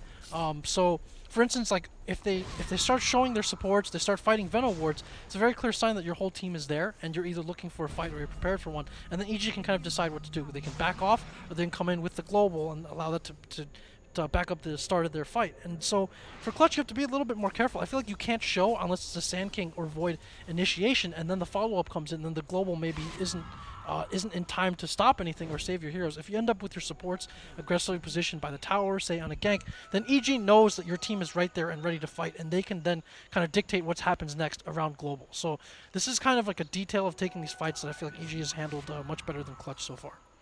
Nice scan by EG there. Yeah. With that global down, Clutch were looking for a fight, but EG realized it. And I can highlight how well EG are playing around the global, and I think Clutch recognizing it themselves, trying to make a play happen. Oh, Sumail though, peeking into action to see what's happening under that scan, finds 3 members here. Zai is working with them, and they're looking to isolate somebody. It looks like Arteezy swings in from behind. They get a hold of Boombox, and they quickly take down the Sand King. Again, this was started by a Clutch Gamer smoke rotation, and they are going to be coming up short again. That's a gem as well, so big loss there. Oh, jeez. For Clutch, as they were starting to remove some of that EG vision and try to set up theirs. Yeah, that's very, very costly. Where did did EG have the gem there? I don't see any of the heroes. Did they not see the gem? Anybody? Was there a gem? I heard a gem drop, unless I'm imagining. You can hear gems drop? You can often hear them when they get dropped on the ground, maybe just back at base or something. It may be an EG gem. Oh, not sure. Bottom lane, we missed the grab onto Armel there. It's Sumail who picks it up. Just more heavy, quick movement coming out from EG. Arteezy already spotted another. A global, actually, going to be committed. Oh, they're still diving. They are. They're committing in with the help of the mobility coming in from Crit. They get the finish onto the Faceless Void, and now it's going to be EG just rushing in, looking to close this out quick, fast, in a hurry, moving in. Fly Solo also going to be handled, and just like that, a 5-man wipe. EG just ramp it up to 60 in just a few seconds. That was Damn. the poster example for that escalated quickly. Yeah, dang. Yeah. 1 minute we're debating the presence of the gem on the ground. The next minute, EG I've are won the charging game. through Clutch's pace, Diving hunting tier them down fours. to the tier 4s. We're still looking for the gem. Like, what's going on, guys? And now they got Raxes, for sure. So another part of the Venomancer is like, in a sense, similar to Bristleback in some ways. Like, he kind of enables these very early timings and wins where, like, the amount of damage that he outputs, like the magic damage, you don't really have the tools to deal with that. So if you haven't been able to like kill him or slow down his momentum, then he can run at you with his team, and then it becomes harder to hold objectives, and it becomes very hard to survive his AoE. So that's what EG again has played very well this game. Like for CG, I think they were counting on being able to hold their towers, not be overrun like this, and then maybe have Void with some initiations be able to stop the momentum, I guess, of EG's cores a bit. Yep. But that plan hasn't really worked from the early game onwards. And I think I guess for those of you out there, like we're singing Arteezy's praises a lot and focusing on him because this is well and truly a Veno strat. With how this game has been entirely played around the pressure that Veno has put on the lanes, he's given them all the vision. Oh, he's not necessarily getting all the kills, but he is kind of forcing. Damn, Witch Doctor just crumbles before the mighty power of Sumail. Gabby's able to connect with the 2-man Chrono, which does bail out Rappy for now. The Epicenter comes in, doesn't find connection under the Chrono, though, and now Sumail's able to dish out the right click. He's fighting with the last remnants of that Aegis, and it finally will pop. They do get a follow-up kill onto Crit, but now the focus is going to be onto Armel's Eye. Taking it to him now, able to get the connection with the Bash. Armel, though, able to blink away back to the safety of indoors, but still a nice little trade for EG. They get something out of the last moments of that Aegis, and now they're here once again to the CG base side, looking to put Game 1 in the books. Yeah, EG, very convincing, dominant stuff. And Arteezy, the Veno has itemized very well for this as well. Like, often you'll see like something scaling out of a core. Maybe you'll see whether it's complexity with the travels, whether it's a Hurricane Pike, Maelstrom, that kind of a build. But in this case, it's got the Shivas and the Solar Crest, so it's basically nearly impossible to bring him down, especially if he's ahead and has a good start. So itemizing again for this kind of like early game win, they've managed to find that window, and that will be game 1. Yes, it will. They start that top push in by taking out the Faceless Void. He didn't even have a Chrono for that defense. EG just come in, and they just got too much going, and the momentum cannot be stopped. Not by Clutch in game number 1. Kind of the EG we thought would show up, and I think for EG... Oh, damn, is that a Karate Kid headband? Oh, Sumail is a legend. It looks like it, at least. He's come such a long way from being that like awkward 15-year-old kid when he broke in the scene. He's such a badass now. Is that a Ralph Macchio headband? I gotta see. Turn this way. Oh, well. Congratulations, EG. Congratulations to our bartender barbershop boys. But we're back at the BTS studios here well into the early morning, and our first game of the lower bracket playoffs has completed. But it is a best of 3, gentlemen. Clutch will still have a chance to be able to stay alive, but things look good for EG already.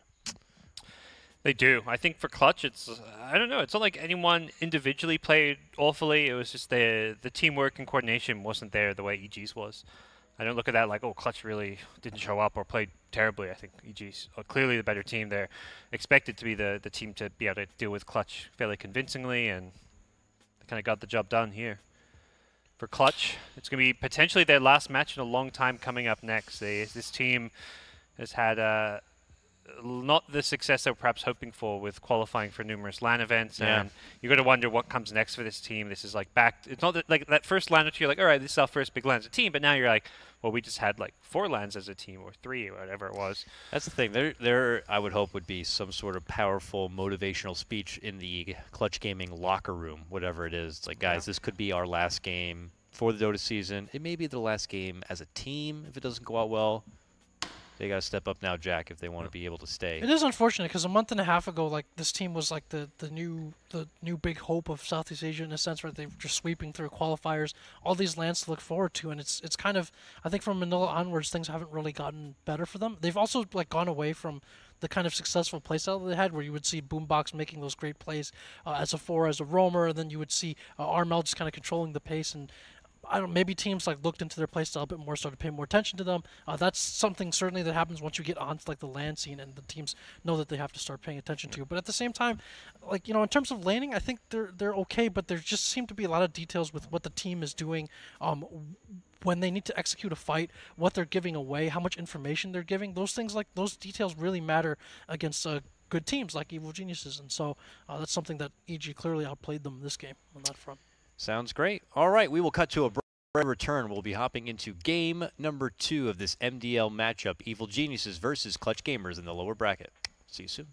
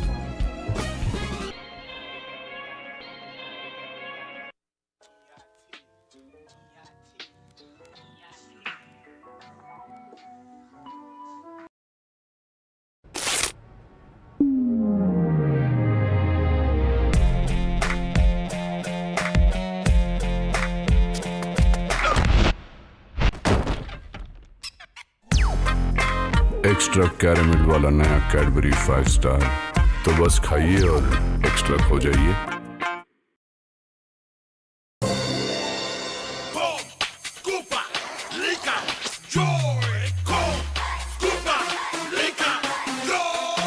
नया yummy Cadbury dairy milk in lickables, ढेर सारे exciting toys के साथ।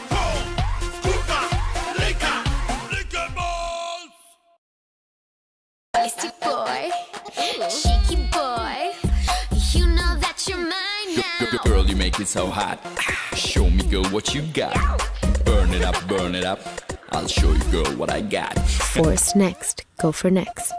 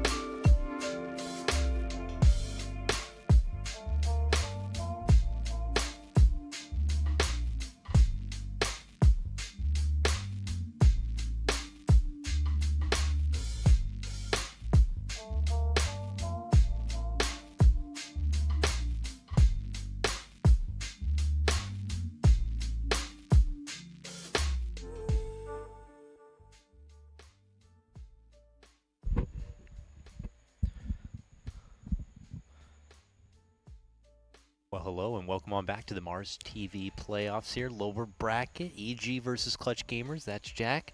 That's Gods over there. Mars TV. So what is Mars? Does it stand for something? Mars? MARS. It's just Mars TV. So interestingly enough, this is a very minor trivia thing, but they call themselves Mars Media now, and I think all of the companies in China basically have to change that because in order to call themselves TV, they need some kind of like official Planet. government sanction Oh, okay. for that. Oh, that too. Well, nobody from Mars has so far come forth to contest that, so I think they're okay. It just says nobody from Mars has come to defend themselves in this Mars TV Dota tournament. But yeah, Mars Media. Come on, you're not fooling anyone. They don't need to care about that kind of stuff. What was it? That Kentucky Fried Chicken place, but it's not KFC. What is it? That ripoff we were giggling about where they KFG. There's not a KFC out there, but there's a KFG, and I don't know. You look a little closely, and it might be quite similar here. We have a draft, gentlemen. This is our third attempt at the draft, so we'll see if it loads through. Looks like we're good, as a couple bands are already flying out. But Cool. Parker, what kind of adjustments would you like to see from Clutch Gamers? We felt pretty good about their draft in game number 1. It was maybe the execution that didn't work out, but if there was something you can kind of pull out from it. I want to see some true spirited SEA Dota. Ganking heroes, run at you, win the lanes. That is SEA Dota at its best. That's the SEA Dota that has upset top-tier Western teams in the past. Has upset a lot of top-tier teams on the international stage. I think that's more what Clutch Gamers have to do. Okay. They get first pick here. We might see them just go right into the Sand King, but maybe run at you would be a Night Stalker early. Nah, they're going to go for the Sand King. Okay. It's okay. I think you can work around that as a run at you kind of draft. Boomback's perhaps one of his best heroes, or best hero. It's stable. Like you can't really say much more about first pick Sand King. It's like, yeah, the Sand King, the old trusty. And we know what it does. We know what it doesn't do. There's that. I want to say it might be the most first picked hero on this current patch, probably. Oh yeah, I would imagine so. And then here we go back again. to the Venomancer. I was wondering if they would take either this or the Drow in the first 2 picks again, since it's been left in the pool this time. But there's the Veno again, and once again, I wouldn't be entirely surprised. Yep. They could go with it as as the RTZ safe laner again, but I wouldn't be totally surprised if they wanted to change things up a little bit. I would actually wager that EG would switch it up this EG time. would switch it up I this think time that as they're well. the kind of Okay. team that's not going to just do that again. I think that, I don't know, I'm just getting a hunch here that more than likely we'll see it in a different position in the different hands of someone else. Oracle, fantastic. Love the hero. I'm excited to see it. Crit's going to be playing it.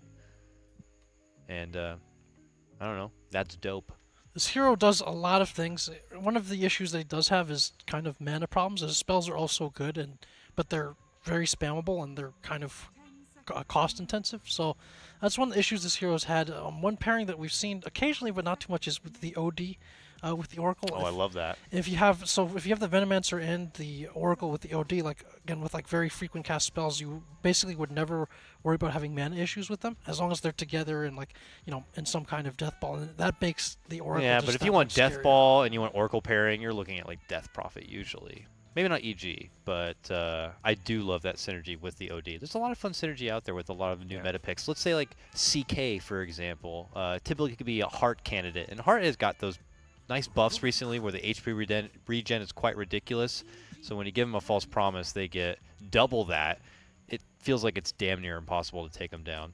I do like the option of Clutch Gamers. I don't know, maybe they run back and somehow squeeze in a Faceless Void. Time Dilation is very good against someone like Oracle, and even Venomancer like to spam a lot. And you do need a way to be able to lock down and maybe even get a hold of a Oracle hiding in the back lines. But the Rubik you see picked a lot against these like kind of Omni type here. Omni, in this case Venomancer, you can steal his wards.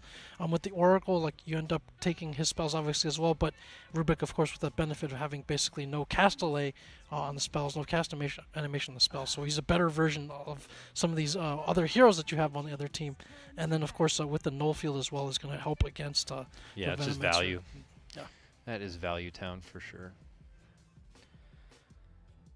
Second phase. They'll still ban the Drow. Yeah, they get rid of that Drow Fair again. call. Then it could be ran in as an offlane or a mid. So there's that flexibility. Support, of course, too, but I think Yeah. it's less likely a support with an Oracle.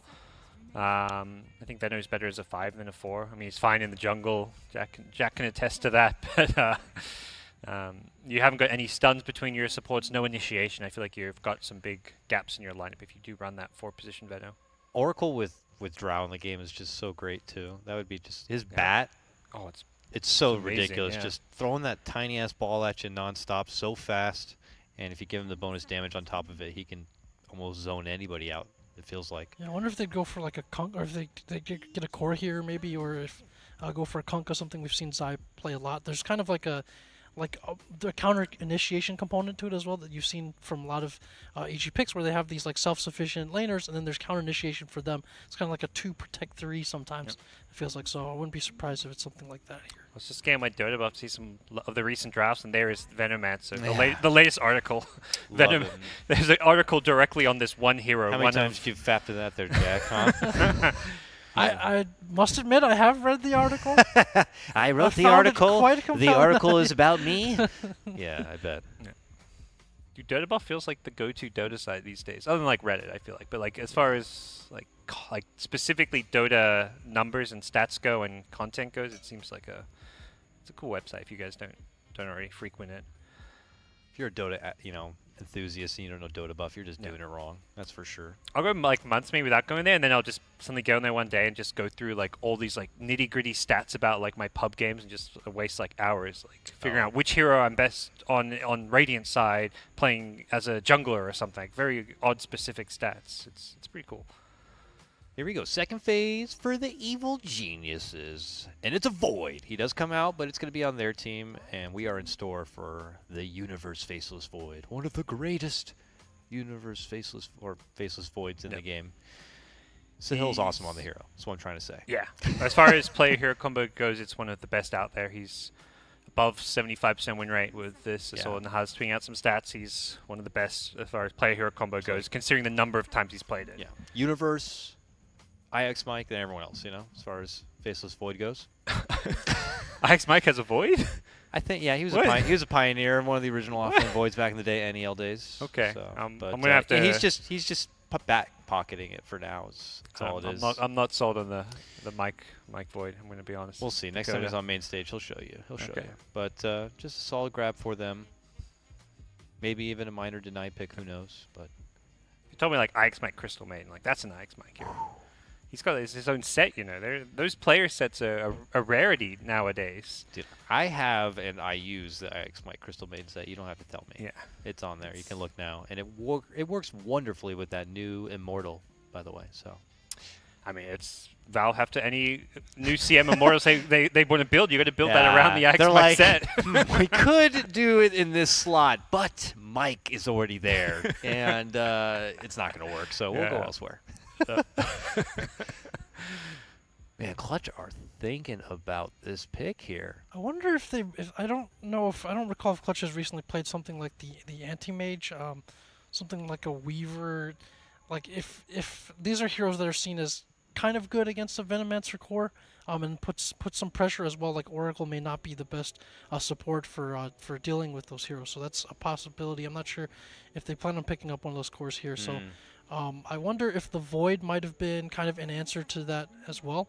If it's like a greedier core, if it's something that can't really zone him out necessarily with these supports, and the Void will have a good time if he is in the offline like we think he's going to be. Good Clockwork for now. I think it's good against the Oracle, but overall against those core heroes, kind of a tough Clockwork game. Typically the Venos against the Clock will just rush a 4-staff, Void, Time Walks out. I feel like this is more a comfort pick for Clutch gamers than anything, and obviously saying that they say can punish the support, but you don't want to be picking an offlaner just to counter one support. It's a shame. Silencer looks pretty tasty on Clutch Gamers' side, but I don't know if they can... Is that the headband you were talking about? You got the front on view. It does. Is that it? It's blue, right? It looks blue like from here. MG?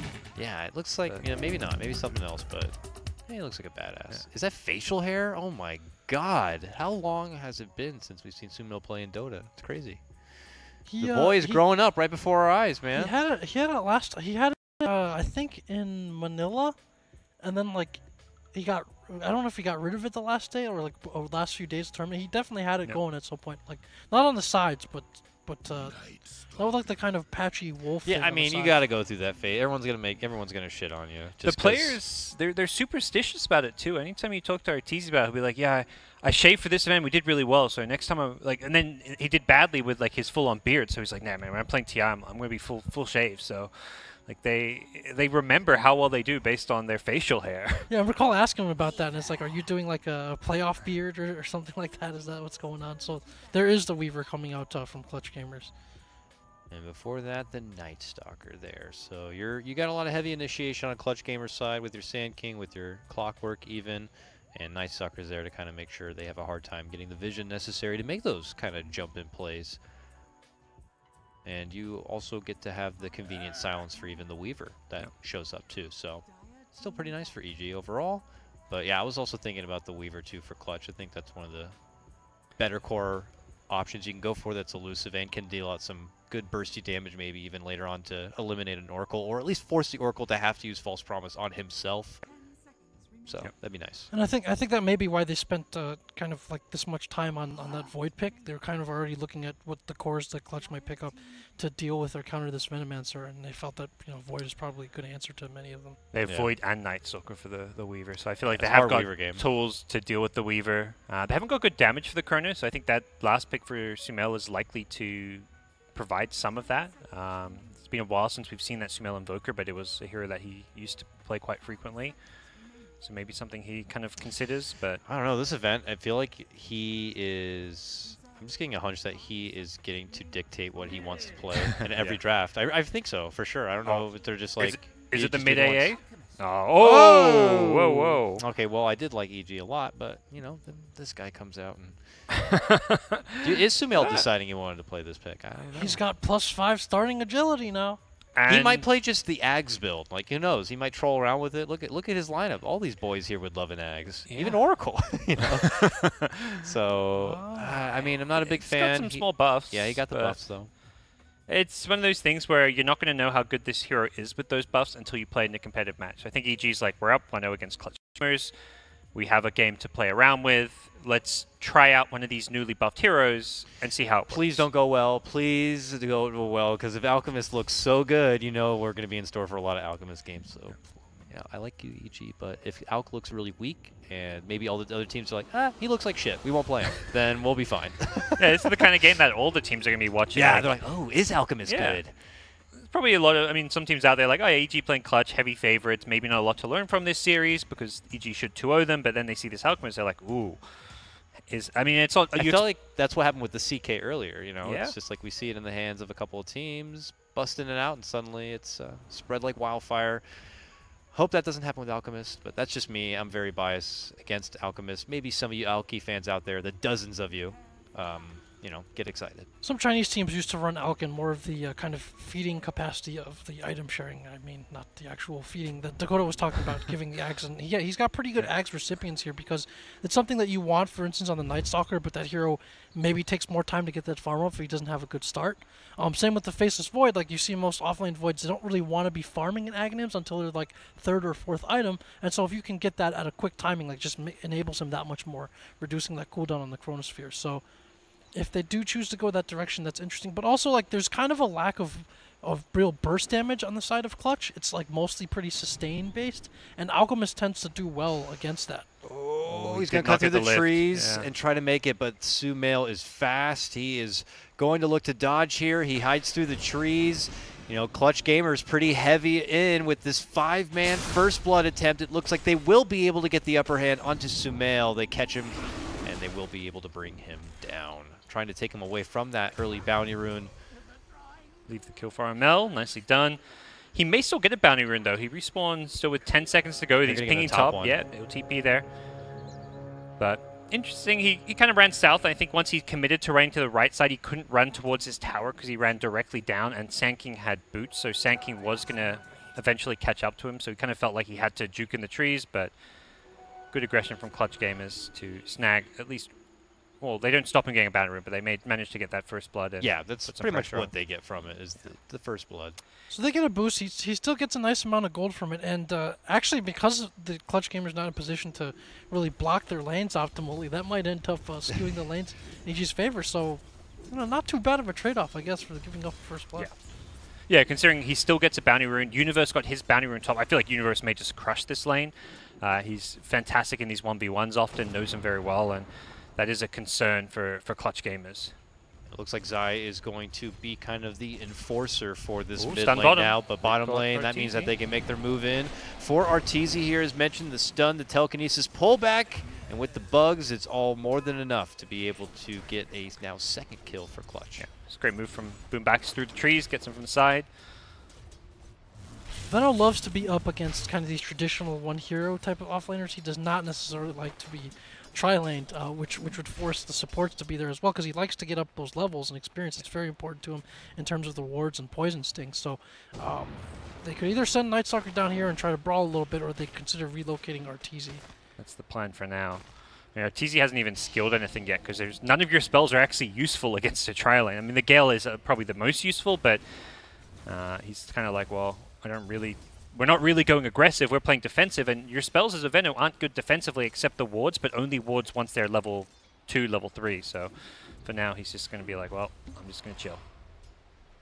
And Zai's kind of almost forced to be just stuck nearby. He'll float around for the bounty rune right now, but it'd be nice for Crit to be able to try to get some good XP on the side. Once you get to level 3 and you get 2 points in Purifying Flames, you could do some surprisingly good burst damage with the Fortune's End pairing, so. Yep. But we'll see if he gets that kind of opportunity or not. As long as Clutch Gamers are keeping this pretty heavy on the aggro side of things, he might not get that opportunity. But as I say that, they all step off. In fact, it does look like Zai's trying to go in for a snipe of the bounty rune, but gets there just a bit too late. Oh, into the root creeps. That's going to be actually a decent amount of damage. He actually got, it almost feels like a little lucky there. I feel like when I cross in front of those creeps, I don't know, they hate me. They're just like, get the hell off my doorstep. They hit me with the root. They hit me with everything they got. Those dreaded prowlers. One of the best ones back in, this is turning back the clock, but in Warcraft 3 there was those like purge creeps. They just come out and just purge you. Oh my god, and drain your mana too. those are just brutal to walk past. Sumail's just roaming around picking up bounty runes. I'm just enjoying watching him. He goes to the top one. When you have these 1v1s in the offlane, neither offlaner really wants to leave to pick up bounties unless they get an early bottle to refill it. So he has free access to get double bounty runes and then come back mid. He pushes out the lane with acid. He returns. I mean, it's kind of efficient. At the same time, he is missing some CS while this goes on, but those bounty runes give him more gold than he'd otherwise be finding.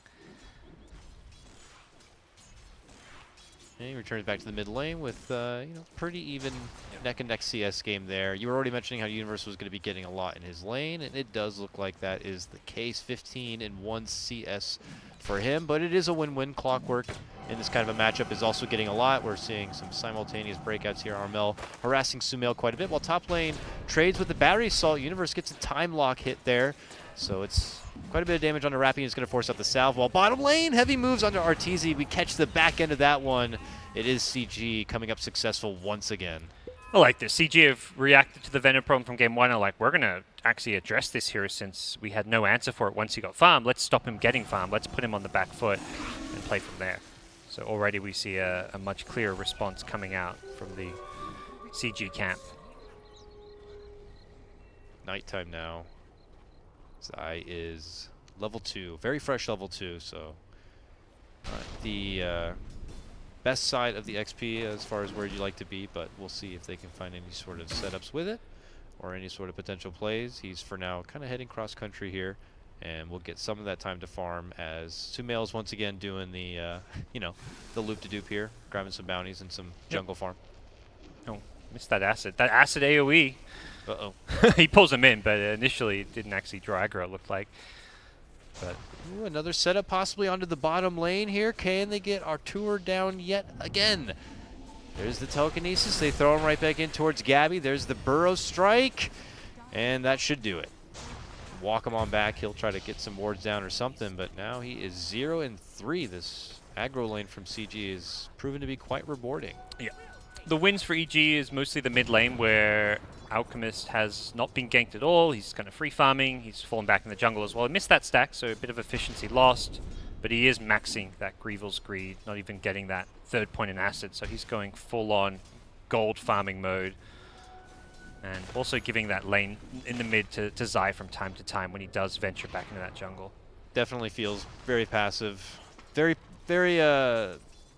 more on the economy side of things for EG. They understand that they are going to be taking some losses, especially in that bottom lane, but like you were talking about, Sumail's getting a lot, Universe is getting a lot, and you know, they're not going to be maybe proactive at all in this nighttime, but Zai did get a bit of time there to farm up. So he's getting closer to level 3, but oh, is he crossing past with the Sand King as he tries to rotate through the mid lane? Yes, he will spot him out. I don't know how much kill potential they have between him and Sumail, especially when Sumail's already this low, but they will avoid this potential gank. Oh, Zai won't. He's done for. He does get caught with the telekinesis, with the burrow, and with the soul siphon. That is going to do it. Sumail's like, I'm out. This bounty runes to pick up. Yep. See you later, guys. There's money to be grabbed. Yeah. Let's say gets the Iron Talon. I was wondering if I feel like he maybe should have got that earlier, but he knows he's going to spend probably more time in the jungle than he will in the actual lane. But already see a response. Fly solo. Oh, he wards, but instant D-ward from Zai. Good heads-up play there. And even gives the ward to Sumail. What a bro. More money to be made by the money man. One thing that's going to be interesting to watch out for is how quickly can Armel take this mid tower. If Sumail opts to retreat into the woods, and let's say Artesian is in a position to come help, they take down that tower, and then once these towers fall, it's going to be a lot harder for EG to farm the jungle. This is a problem that Radiant seems to have quite frequently, which is both protecting their jungle because of the spacing of the camps and being able to stack their jungle effectively with the Ancients and the distance from the other camps. So that is something that obviously EG is going to want to utilize with the Alchemist, whereas CG is not really built in their lineup to take advantage of jungle at all, by contrast. So that's going to be something to watch out for. There's a lot of vision from Clutch and a lot of mobility, and so if EG loses control of that jungle, it could be a tough game for them. Perhaps more the Venom's job to defend those towers too, because well, losing your towers is where you lose control of the jungle. They need to try and stop that Death Prophet from taking early towers. The hero to do that isn't so much the Alchemist, but the Veno teeping in with Plague Wards to just set up camp and defend those. It's very hard to push into level 4 Plague Wards in that early stages of the game. Yeah, that's a good point, and that may be why they keep bringing him back to lane, even though he's been killed a few times, because he is going to get more experience. He is able to stop the wave there. Instead of just transitioning him to the jungle and telling him to go farm that, he's still getting lane XP and keeping the wave off the tower, at least for now. The tower is still in pristine condition. No points in Gale, very much clearly going for a full-on Plague Ward build that he'd normally get that Gale for some kill potential. They're playing defensively. Nighttime concludes as there is a bit of a tussle over the bounty rune. It's going to be Clutch who lose their Sand King in that ordeal. Zai's going to be able to walk himself into a regen rune and back to full health. Very convenient for him. Void makes the first move before Clockwork does. It's kind of the unexpected result there. Normally you think, okay, those heroes hit level 6. Clock is typically the one more interesting ganking. Yeah, but Clock is the first one to get the ulti off into that mid lane. Finds connection onto Sumail. Tries to cog him down, but they'll have to settle for Zai, it looks like, instead. Yeah. Very easily escaped there. As long as he had Chemical Rage up, I guess Clock was banking on it being down. Just breaks his way out of the cogs, runs away. I don't think Nightstalker even saves him there. I think that was just Zai thinking he needed to save him when really Sumail was A-okay. But this mid tower is the key objective, and I think Death Prophet... Oh, no mana. I was about to say, earlier on he hadn't skilled up the ultimate. This time it's just, yeah, he's actually a bit out of mana, so we'll see if they can defend this one or not. Venno has rotated top, so it looks like this tower is done for. And there the Exorcism will come out. As the tower's already falling, so I wonder if they're going to keep this party moving forward or try to pull it back into maybe some extra farm for the DP. Looks like the latter here, so as they settle for that, EG goes for their own trade, bashing in towards this top tier 1 tower. Their kill potential is getting pretty nice now, obviously with the Chrono being online. Poison Nova is there, but they might decide to just wait things out until maybe the next Nightfall. Yeah, EG's stabilized the lanes with Venno catching up. He's not going to get the Great Veil timing we saw last game, but he's still getting pretty good. Universe is recognizing that he had the 1v1 lane, he's farming well, he's going to go for a carry build. Treads, Mask of Madness. Good hop over the trees here from Rappy, gets the jump. Potential Chrono. Onto Arteezy. Universe waits a bit. And they catch him with the telekinesis, so pull out the Time Walk now to be able to make it away. No point in silence there for Armel at level 9. That's very likely a kill onto... Oh, bottom lane. Zai getting in on some action. Gabby's able to get the jump on the crit, but it does cost him his own life. So that's not worth. Not worth at all. Suddenly Zai's level 5. He was looking kind of underleveled before that. But yeah, I kind of don't mind the no silence because he'd been no mana for so long. I think he found a regen rune or shrined up, but he was often having mana problems. But definitely a scenario where having that one value point could have gotten a kill. As it stands, EG are going to be kind of playing the passive game. They're going to look to farm. It's up to Clutch Gamers. The onus is on them to get shit done. Okay, Zai might be the one that gets shit on, if you will. Here come the bugs. They start to clamp in, and that is when they make their move. Zai is going to be handled just a minute before the nighttime comes once again. So as he returns, expect him to TP in the lane and get back to action. But hey, Clutch Gamers successful on their little gank move and might decide to turn this into some pressure onto a tier 1. Got to get those +1s underway. The key thing for Clutch for me is using Exorcism every time it's up. Not just... A lot of times you'll have ultimates and you're happy to hold them and it's like like Enigma Black Hole. Like maybe you want to use it for a solo kill, but you're kind of happy just to continue farming and play a farm game with an Enigma and not use Black Hole. This game against an Alchemist with Death Prophet, you need to use that Exorcism almost immediately it's up. Go and push a lane, go and smoke up, go and do something. If they're farming, they're going to lose to the Alchemist. He's already 8k net worth, almost 2,500 ahead of the Death Prophet. Did I say Zai was going to die TP back and get in action? I meant die, come back TP and die. But he does not go down totally in vain. It does look like Universe is able to use the Chrono and get a little bit of revenge, taking out the Rubik. But we're not done there yet. It looks like he's going to sweep in and get a hold of that 12-minute room, and he is. Snags it right under the nose of Sumail. And he grabs an Arcane Rune, too. Yummy. Not bad. The Night Stalker this game, the Zai Night Stalker has felt like just kind of the sacrificial lamb, but like it almost feels bad to kill him off your Clutch, right? You're killing the wrong hero. Yeah, he's kind of like the poison pill. Like, all right, we'll settle for the Night Stalker. You know, it'll take us a little bit because he still is a Night Stalker, but we won't get a core out of it, and then we'll have to go back or reset our spells, and we can't keep fighting afterwards. Like, you see Zai in this kind of position quite a bit, I think. Didn't he say, one of the tournaments was like, you know, the time for fun is past, it's time for winning right now, and he was playing these kind of heroes maybe. I think that was Crit more. That's Crit? Crit's playing the 5. I think he's... Because he used to play 4 and moved to 5. Yeah, that would make sense too, yeah. I could have sworn it was, like one Zai. of them definitely saying that. I think it was Zai, actually. I don't recall exactly when, but Yeah, like he often dies together with Crit to like make space for the laners and for the cores, and kind of feels like that this game. It doesn't feel bad that with these Night Stalker deaths, you know, they all seem pretty productive. That could apply to both of them. Both of them actually played 4 at some point. You know, Zai was on it before with PPD and stuff. So here's Zai, the man. Could be in a bit of trouble. He has nighttime now to try to juke things out. Whoa, nice sidestep, avoids the hook shot, but he does go down regardless. That's a fast blink. That's a 4th position Sanking with a blink. 13 minutes in. And Clutch Gamers, I mean, talk about them having to make plays and do stuff. They've got the tools to do it with. Exorcism, blink on Sanking this early makes a big difference for them. Smell is going to have a good timing on Radiance, but the question is how much damage can Clutch Gamers do before that comes up? And even while the Radiance is there, Alchemist really kind of hits his stride with a couple more items on top of the Radiance. Crit has been spotted. Look at this play coming in from Clutch as they make a heavy push in the top lane. 2 of them rotate themselves down towards the Shine. They cross paths with Crit, who's going to be committing the false promise on himself. Can they move it forward to get the finish on the Boombox? Yes, they will. Crit might die here. It looks like he will, eating too much damage there from Rappy. Meanwhile, Sumail getting a double kill, gets off the finish, while Universe sets up that chrono and gets the takedown of Clockwork. That's a big fight.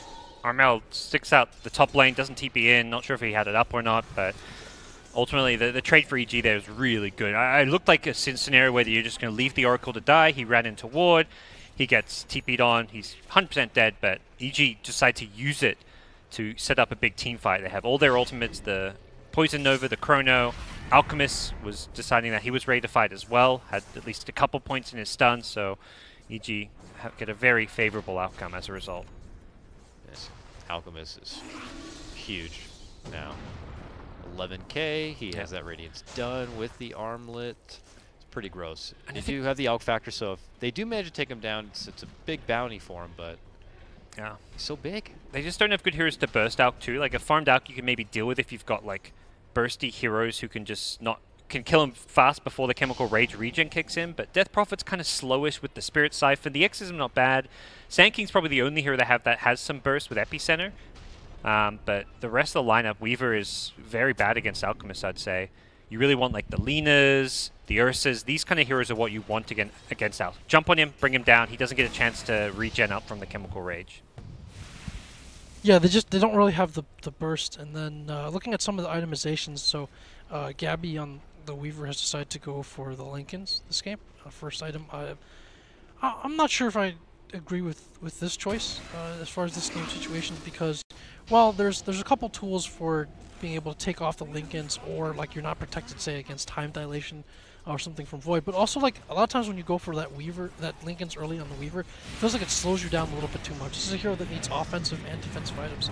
As we see Universe going on to solo in the mid. Him and Zai tag team and get the takedown of the Rubik, but Rappy jumps into action now between him and Boombox. They're looking to get a little bit of redemption here, but Universe able to time walk to the high ground and does TP right under their nose and out from trouble. Zai will take to the skies, fly up and away, and he's out of there. It was mid-battery assault. It looked like it hit the Night Stalker instead. Zai playing that selfless support. They have spotted Sumail, though, who's farming deep. Again, has that monster bounty over his head. They're going to commit with the Epicenter, and they will be able to bring down the beast. The kill you need. And need probably a few more times at this game. He did buy his boots of travel, so it looked like he didn't lose too much. I think he picked them up and was trying to TP out and then got caught. Oh man, Gabby is making chase for Crit. Crit has the Fate's Edict, Purifying Flames to try to heal himself up. Will be able to make it away. Could have gone two ways about that. Could even Fate's Edict the Weaver so he can't right click, but either way, gets out from trouble. Well, Void with a Shadow Blade already. Universe is very farmed. I mean, he's number 4 in net worth, and you see Alchemist and you see Void, and you're like, oh, this Void isn't really that farmed, but considering Universe's role in this team, this is a fantastic spot to him to be in, and these items are great at punishing this Weaver. He can kind of Shadow Blade in, scout around, find the Weaver, or even find like a Sanking. I think Sanking is probably one of the bigger value kills you can get, because without Sanking, you lose that big guaranteed instant initiation. You've still got the clock, but I think Sanking is kind of the scarier of the two for the Alchemist to have to deal with. Looks like a call to action here from EG. They gather up just to their mid-tier 2. And roll on out here. We got a chrono, everything up at the ready. They go towards the mid lane just as Clutch Gamers come together. It looks like they're going to go for their own call to action, but they don't smoke up. They're going to show Death Prophet in the lane. Will this turn into a convenient bait? No. EG have actually headed into the Roche pit and begin to fight it out there. Armel's like, Arcane Rune. Wait, what's happening in there? Oh, it's a Roche fight. Oh, Chrono comes out from Universe, only able to catch the Clockwork back and behind. Aegis is going to get snagged up from Sumail on this one.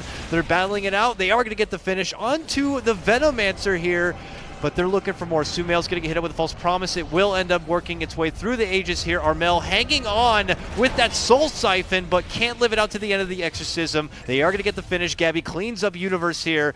It's Sumail, the lone survivor for EG. He's now going to be beating down the bug. Can he get the finish onto Gabby with the Radiance Burn?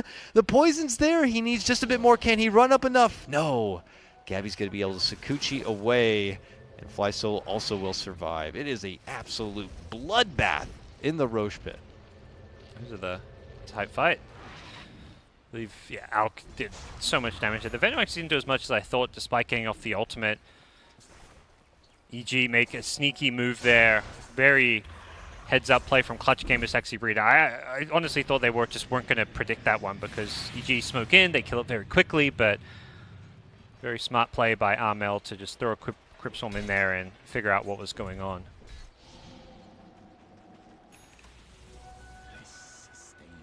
Now Clutcher back to the grind of farm for now. Gabby kind of attending to the bottom lane for just a little bit here, but he's going to be moving his way forward into a diffusal, it would look like. So damage is going to be coming together a bit better, and he also has the BKB queued up right behind that too. So I feel like you can't feel too great about that fight, though, as Clutch. I mean, for one thing, you only get one more kill than your opponent, so you do break the Aegis right away, but it's an exorcism used not to take objectives, and Alchemist doesn't die. He's the key hero. He stays alive. He gets a lot of kills. It slows you down where you don't have exorcism for a little while, and Alkas continue to farm, so it just gets Alk more and more money to play around. So I think this game continues to look pretty scary for them, despite that fight. I didn't even notice, yeah, he's got that new bubbly Radiance cosmetic look. Kind of funny looking here. Sumail will split pressure his way through this top lane. The rest of Clutch all down this mid lane. Going to be starting to knock their way down this tier 2. Looks like we got a nice DD rune here on Gabby, and now the Exorcism also coming out. No contention at all here from EG. Just kind of prepped just in case Clutch continue this push on forward, but they are going to be splitting the pressure elsewhere, it looks like, in the meantime. Yep. Zai's there just to try and scout, make sure that Universe is protected. Universe is going to Shadow Blade in from the Shrine, looking for a pick, and he may actually find it at the Ancients. Gabby's still there. He moves in, hits him once, then commits him with a Chrono, and now uses the Mask of Madness. Can he burst him alone? Clockwork dives for himself right into the Chrono, but there's just not enough damage. Gabby will be able to make it away. Zai tries to get the follow-up, but can't get it. But unfortunate, very close. Universe hoping for like maybe a bash towards the end of the Chrono and he could get that kill if he kind of got that extra bit of stun duration. Didn't find it. He tried to play his vision if possible. He even got that one first smack in before the Chrono just to get the most damage out of it as possible. But and what Rappy's doing with that hookshot, you can actually get that stun off on the Void. You don't like actually physically go to him, but it still stuns him in Chrono. At least that's how it used to work. I assume it still works that way. So he wasn't like, he didn't just like waste his hookshot there. But he missed it. He hit his teammate instead because Void kind of dodged it, it looked like. No, but that makes sense. That could stop like 1 to 2 right clicks. Yeah, exactly. Damage there. Prevent some damage output, help time-lapse come off. EG rolling down deep through this top lane. You know they're doing it without the Chrono, but they're still looking for a fight. They're looking for a tier 2. They got the darkness and the vision to kind of get the upper hand, but now Death Prophet into action. No Exorcism. Starts things off early onto Sumail, but Sumail pops the ulti and begins to run back. Or EG going to totally withdraw from this one? Looks like it. I guess what they wanted to get out of that was, you know, Clutch Gamers at full attendance in the top lane. So, see where things go from here. EG just happy to keep farming. Sumail isn't quite at that full Alchemist level yet. They've got a lot of Ags they can pull. Who gets the first Ags, Jack? Where are you looking? I think maybe the, well, The Night Stalker is nowhere near it, so if they value vision, I think that's a pretty good choice at this point. If not, I'd just go straight for the Venomancer.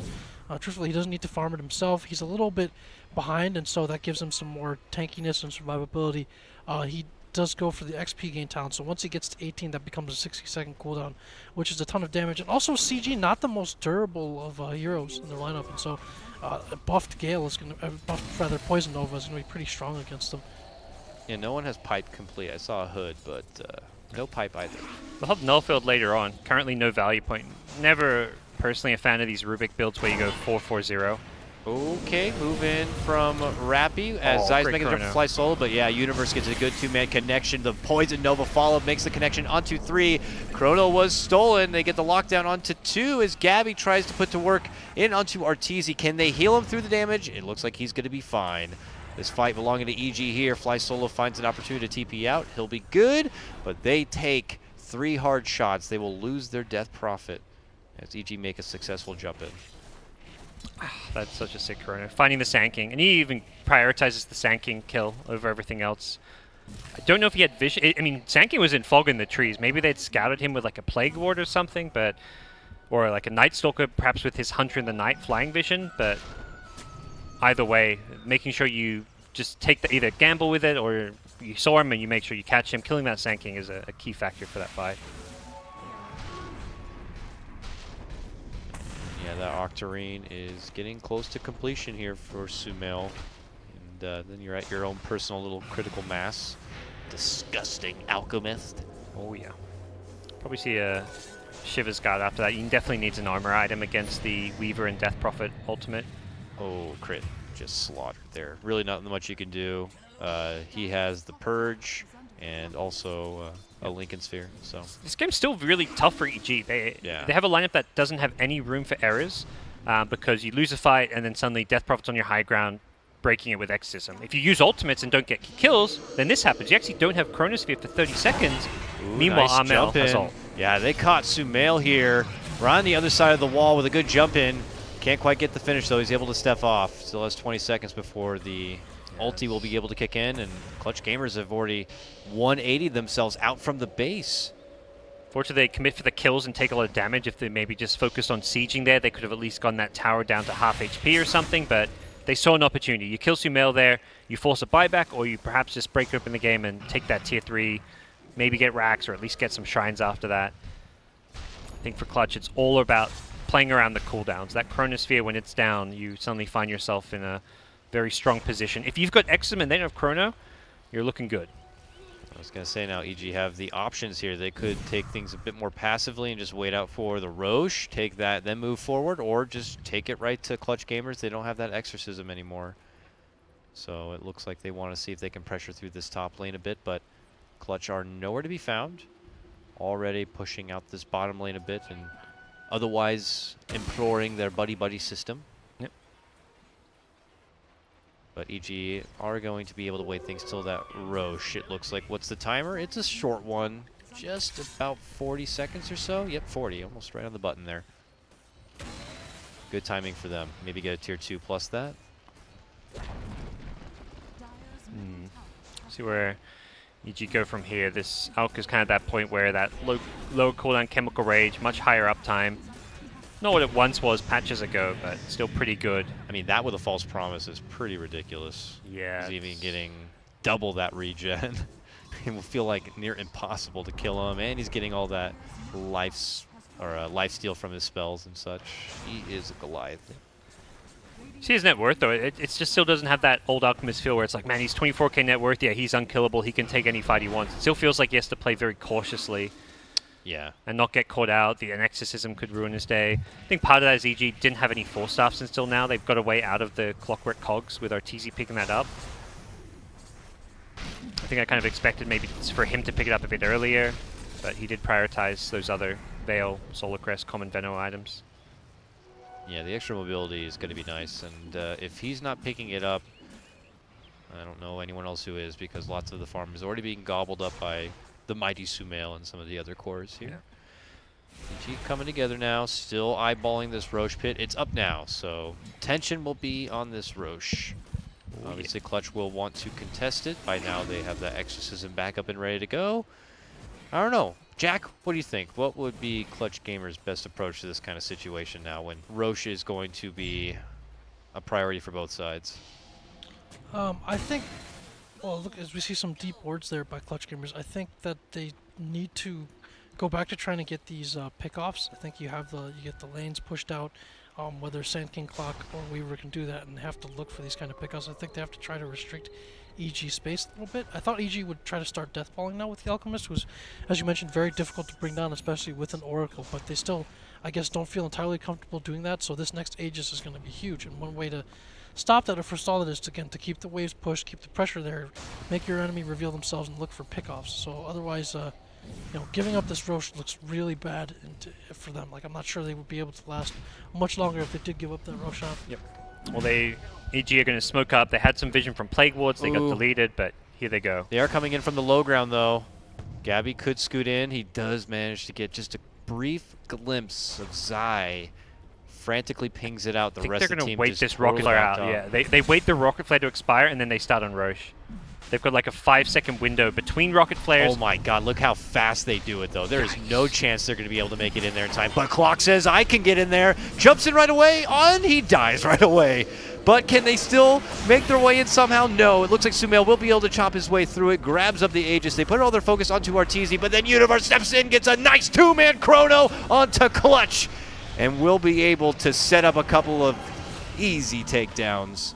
3 going to get dropped now, and Aegis claimed. EG looking to just take it home down the mid lane. So there is a 4-second window between Rocket Flare cooldown and the vision it gives, and in that 4 seconds, EG got Roche down to about 25%. That was crazy. Oh, Fly's dead. Woo! Okay. He got squished like a fly. This is like game 1, you know, that we're just like talking about whatever's going on, and then suddenly EG just have one crazy fight, and boom, game ended. The 0 to 60 moment all of a sudden there from EG. Like 0 to 100. It's crazy. The Nas turned on. Wow, indeed. Gabby can't even believe it. What the hell happened? We're out of the tournament? Yeah, guys. Sorry. EG came in today, fired up and ready to play. I know Clutch got the best of them in the round robin, but this time EG are not pulling out any sort of ancient apparitions. Did Clutch beat EG in the round robin? Damn. That is impressive. Okay, skittish out here. It looks like this could be the final defensive hurrah for Clutch, but they've already lost their Sand King. No Epi going to be in this one. Sumail simply had chopped up the little Scorpion. Looks to go for the Clockwork next. Rappy has to step away. Clutch simply fighting out their last moments of the tournament here.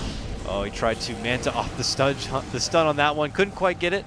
But Sumail alone can bully back all of Clutch here, while the rest of EG can step off. But they got to be feeling pretty good. It looks like EG will be able to move on and into the next round. And if I'm not mistaken, from what they were talking about earlier today, they don't flip the bracket in that first round. So that means OG are going to be going against EG next. That's hype. Woo. That's where EG starting in the lower bracket like completely changes the dynamic. Because I'd say EG is, even despite being 5th in the group stage, very clearly like top 2, top 3. I'd say like EG, LGD, and OG look like the 3 best teams. EG just through some weird head-to-head rules ended up in the lower bracket despite finishing tied 2nd in score. Okay, well, I don't want to speak too soon. Clutch did manage to hold that top lane. EG stepped off, went for the Shrine, and now they're going to be able to jump onto Sumail. He gets hit with the False Promise, but this is not with his ulti. He didn't even try to pop it. He just knows that his Aegis is going to be there for him, and he might look to fight it out for his second life. Gabby trying to move him for the rest of them, but now they're hit him up with the Burrow, with the Epi. He's trying to waltz his way through it. He even mantas it out, but can he still survive? Yes! All of his life now returning as he's able to walk away free. Now looking to return into action. Clutch Gamers. Oh boy, what have we gotten ourselves into now? Sumail's back, and he just quickly just knocks down 2, gets a double kill, and just crushes the hopes of CG. Now he's pulling some ags. Although Arteezy got fed up, he bought his own. He's like, all right, you're not going to give me an ags, I'll buy one. Freaking Sumail, always making me support him. But EG, yeah, at this point I think we can safely say they are through to the next round to verse OG of all teams. Yeah, really, one of those 2 teams is going to get eliminated in the next round. Both prominents and favorites even at TI, but this is going to be some good stuff. Chinese teams are going to be happy to see that. The two big bad foreign wolves coming over, the granddaddies as they might call them, coming over, and one of them will be eliminated if that's the case. And the Chinese teams don't. Normally, it's the Chinese teams it's up to them. Like you got to knock out EG, you got to knock out OG, you got to beat these Western teams. But this time, the Western teams will be put head to head with each other. So perhaps a sigh of relief from some of the other teams of the tournament that they may not have to go up against either EG or OG. Congratulations to EG. Clutch gamers. I mean, we were talking about it a bit at the start of this game, at the start of the series. We don't know what to expect from them moving forward. They did already have that huge momentum period, taking out a bunch of the qualifiers, some of them not able to attend the event due to some unfortunate visa issues, some of them attending and falling just a bit short, but the kids have potential. And I would hope this is not going to be the last time we're going to be seeing a lot of them. Yeah, I think we'll see more of the players. Who knows where they stick together? It's something I'm going to really speculate on. It does feel like after this many tournaments and nothing working out, they may change a player or two. Who knows? There's a lot of skill. We've seen Gabby make some really flashy big plays on past teams, on this team when he played with Execration as well. I think Armel's maybe one of the standout players. He's fantastic on that mid-roll. But we'll see what happens. Yeah, I think they lane fairly well, but I think some of the team fight decisions mid-game, when to take fights, those things could definitely be sharper. And then thinking about teams that, say, don't make it to TI and end up staying together fully intact, there's really one notable example that comes to mind right now. It's IGV, because they didn't qualify for TI last year. They had basically the same roster that they kept afterwards. And that's worked out for them this year, ultimately. They haven't done so well on LAN, but they're going to be, once again, at TI. So teams looking to stay together, that's kind of a different approach to things. So I'm not sure if CG will go in that direction. And for EG, I guess kind of taking care of business here in the lower bracket. The tough match comes next. Doing their thing. Yep. We'll see what they do and how they fare against OG. That match should be happening tomorrow. Today, though, we still have one more best-of-3 ahead of us, gentlemen. We are going to be going further down that lower bracket in a matchup of LFY? What is it? VG versus IG. IG. IGVG. Yep. The IGVG, Emperor that's against right. the Prince and other meme-worthy. We'll get to that. You'll have to fill us in, Jack.